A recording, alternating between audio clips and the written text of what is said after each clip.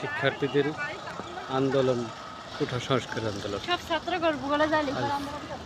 ময়মনসিংহ সেই প্রেক্ষিতে ময়মনসিংহের শিক্ষার্থীরা ময়মনসিংহ মহাসড়ক অবরোধ করে আন্দোলন করে। তাদেরকে একটু দেখানোর চেষ্টা করি। টোটাল ময়মনসিংহ মহাসড়ক অনেকেই পায়ে হেঁটে যাচ্ছেন।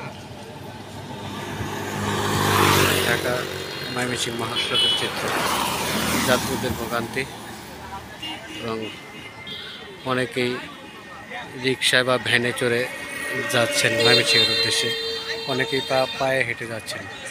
আপনাদের কিন্তু সেটাই দেখানোর চেষ্টা করছি।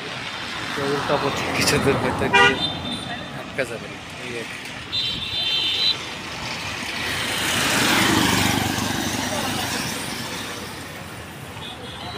কিছু উল্টা পথে সাইড দেওয়া হচ্ছে ময়মনসিংহ উল্টা পথে।